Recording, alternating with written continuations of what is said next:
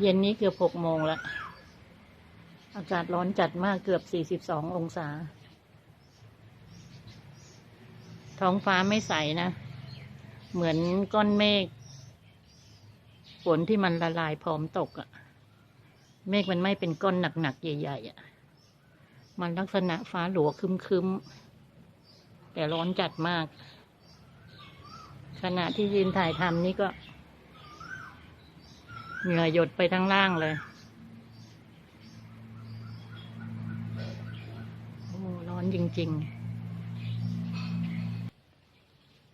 ลมมาเอื่อยๆแล้วค่ะ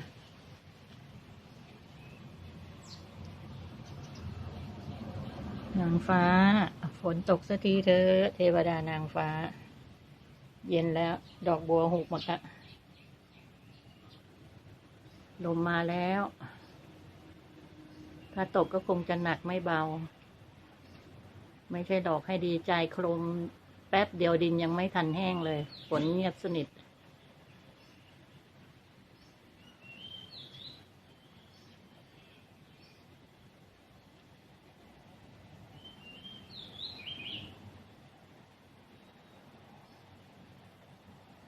ร้อนมากแล้วก็กินข้าวกินเลยกินเลยกินเลยกินเลยกินเลย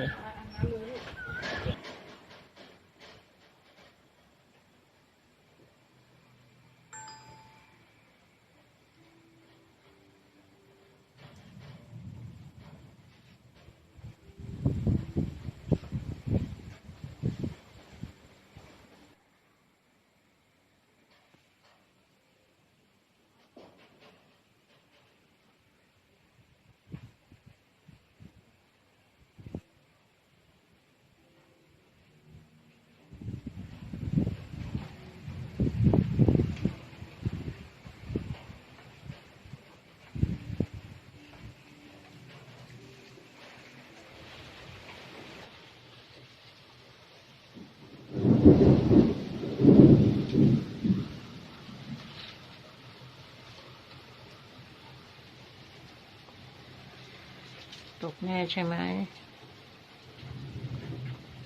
ตกแน่ใช่ไหมตกแน่แน่ใช่ไหม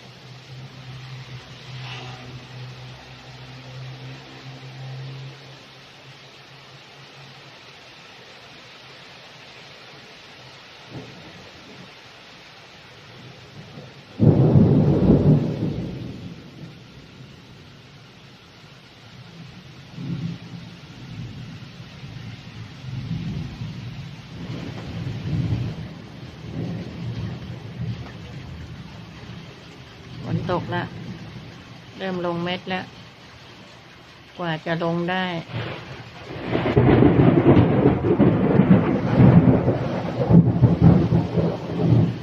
ร้อนจัดเหลือเกิน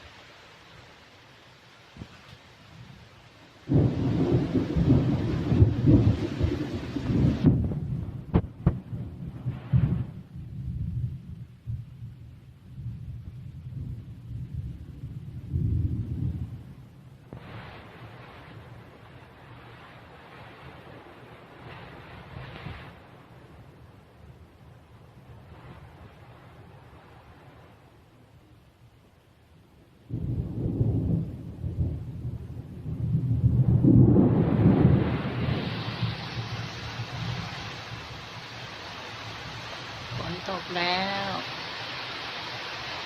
เราจะตกได้ร้องมาเป็นเกือบชั่วโมง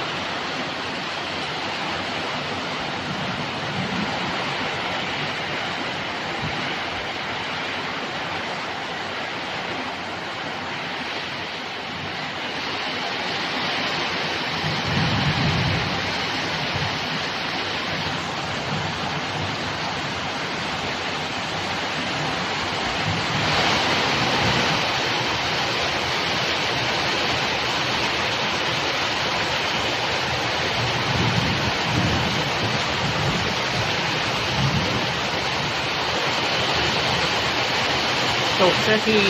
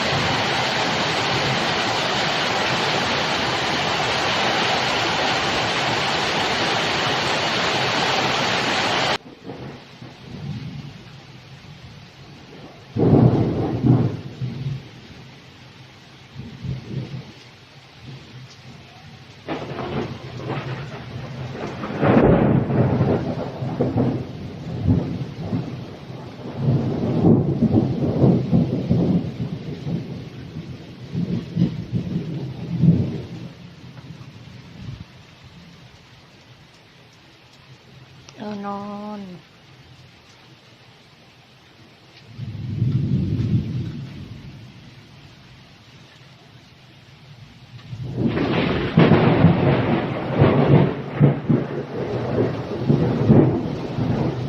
สนั่นหวั่นไหวเลย เข้าบ้านก่อนละ